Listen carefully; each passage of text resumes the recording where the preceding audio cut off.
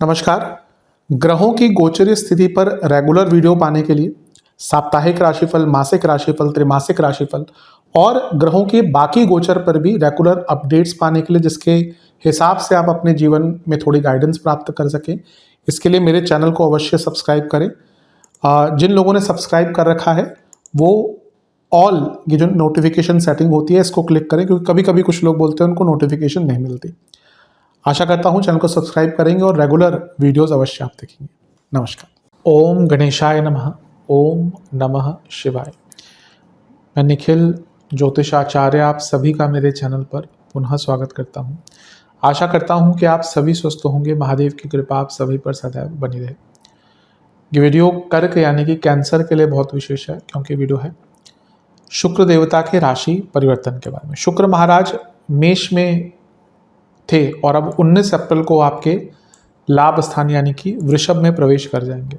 शुक्र एक बहुत ही विशेष ग्रह है। शुक्र की विशेषताएं किसी से छुपी नहीं है। भोग, ऐश्वर्य, लग्जरीज, संपन्नता, वैभव, आकर्षण, प्यार, इंटिमेसी,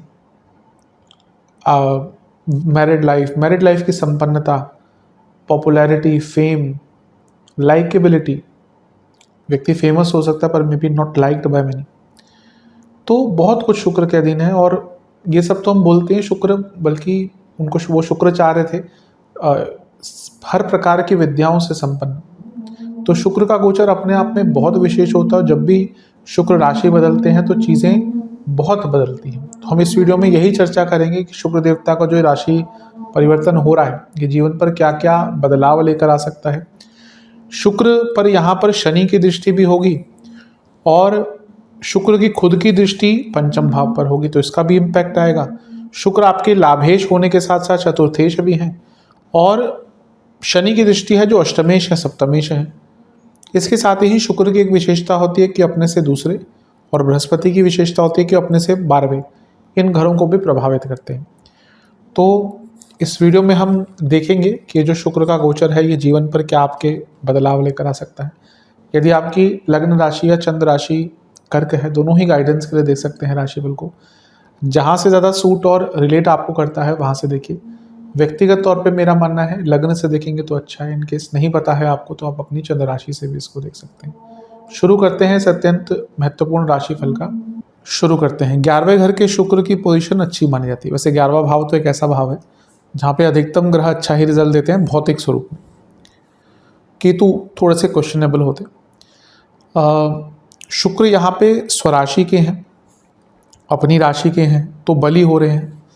एक ग्रह अपनी उच्च की राशि मूल त्रिकोण स्वराशि में होता है तो उसको स्थान बल अच्छा मिलता है। और मैं कई बार बताता हूँ कि अगर एक ग्रह को स्थान बल मिल रहा है तो उसको वो उस भाव को भी बली करेगा। तो आपका 11वां भाव बहुत बली हो रहा है। और 11वां भाव क्या है? लाभ का भाव, इच्छा पूर्ति का भाव, बहुत चीज़ों का भाव है, लेकिन मूलतः हम उसको इन चीज़ों से जानते हैं। तो लाभ बढ़ेगा, इच्छा की पूर्ति होगी, आपका लाइफस्टाइल इंप्रूव होगा। 11वां भाव वो भाव है, शुक्र वो ग्रह है जो लाइफस्टाइल को चेंज कर देते हैं। कभी कभी एक व्यक्ति की अगर शुक्र की दशा घर में आ जाए ना, अच्छी दशा, यकीन मानिए वो अपने घर की स्थिति बदल देता है। मैंने कई कुंडलियां देखी हैं, मतलब कि ऐसे लोग फिर केवल अपने लिए नहीं, वो अपने पूरे परिवार का लाइफस्टाइल बदल देते हैं। ऐसे कई जातकों को जानता हूँ। एक जातक अभी बाहर काम करते हैं, उनका बिल्कुल भी बहुत ज़्यादा कुछ संपन्नता नहीं थी। अगर आप बात करें तो शायद 20 से 22 हज़ार की जॉब थी। आज की डेट में करोड़ों का पैकेज है। और शुक्र की दशा स्टार्ट हुई उनकी आई थिंक मे बी 2022-21 के आसपास या 23 में, शायद मुझे एग्जैक्टली याद नहीं। और आज उनका बहुत अच्छा पैकेज है। आई थिंक 21-22 के आसपास स्टार्ट हुई थी।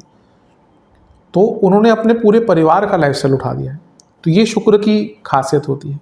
तो जब वो आपके 11वें घर में आ रहे हैं तो आपका लाइफस्टाइल, आपका वर्थ, आपका पूरा जीने का तरीका, उसको बहुत बेटर कर सकते हैं। अब वहाँ पे मैं दशा की बात कर रहा हूँ, यहाँ पे मैं गोचर की बात कर रहा हूँ। टाइम ऑब्वियसली शुक्र की दशा 20 साल, गोचर 1 महीना। तो यहाँ पे इसको उस संदर्भ में देखा कीजिए। इच्छाओं की पूर्ति होती हुई दिख रही है, लाभ बढ़ता हुआ दिख रहा है, करियर में वृद्धि हो सकती है, करियर में आपके ऊपर नई responsibility with added opportunities with added incentives मिल सकता है। कोई इसमें दो राय नहीं। और शुक्र यहाँ से पंचम भाव को देखेंगे तो ये लक्ष्मी स्थान, ये लाभ स्थान, ये लाभ स्थान के स्वामी। तो लक्ष्मी प्राप्ति, तीव्र बुद्धि,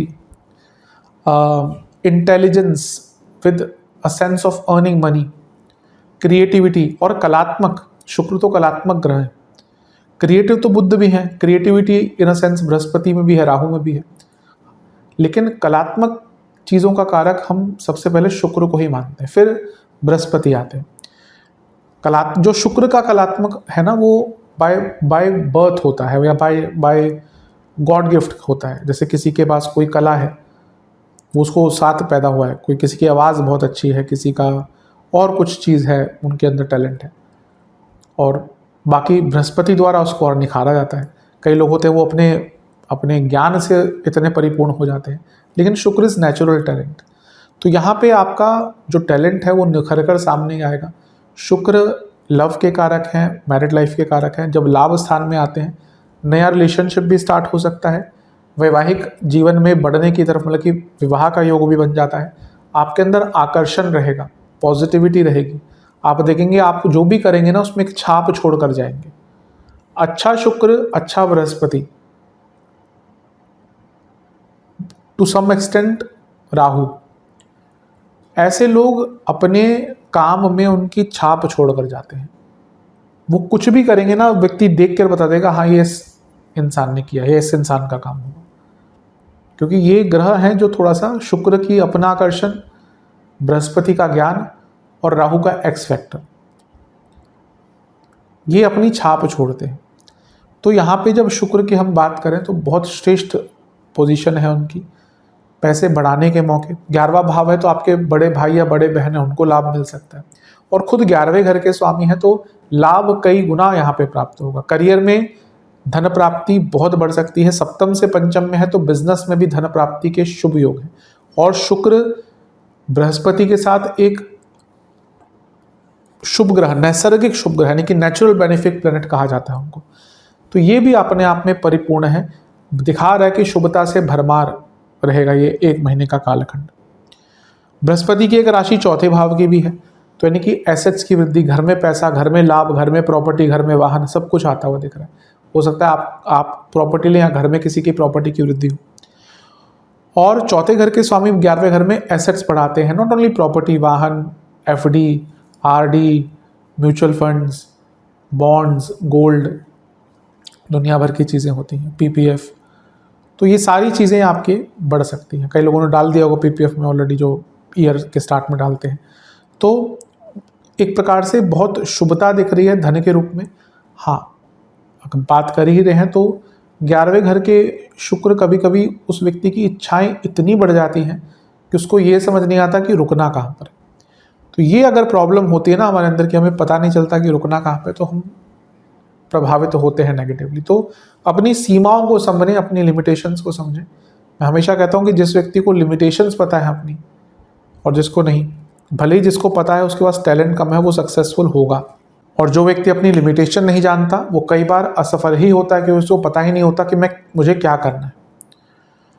शुक्र की एक दृष्टि यहाँ से पंचम भाव पर भी है, तो जैसे मैंने कहा ऑलरेडी उनके 11वें घर की पोजीशन ही बता रही है कि शुक्र रिलेशनशिप स्टार्ट करवा सकते हैं। उनकी दृष्टि इस चीज़ को और बढ़ाएगी। स्टूडेंट से कहूँगा अपना ध्यान बचा कर रखिए, क्योंकि शुक्र का प्रभाव, अब बच्चे हैं आजकल, जैसे मैं कहता हूँ कि पहले जैसा नहीं रह गया। आजकल तो 13-13 साल के बच्चों के रिलेशन हैं, तो कॉलेज के टाइम में तो क्या ही बात है।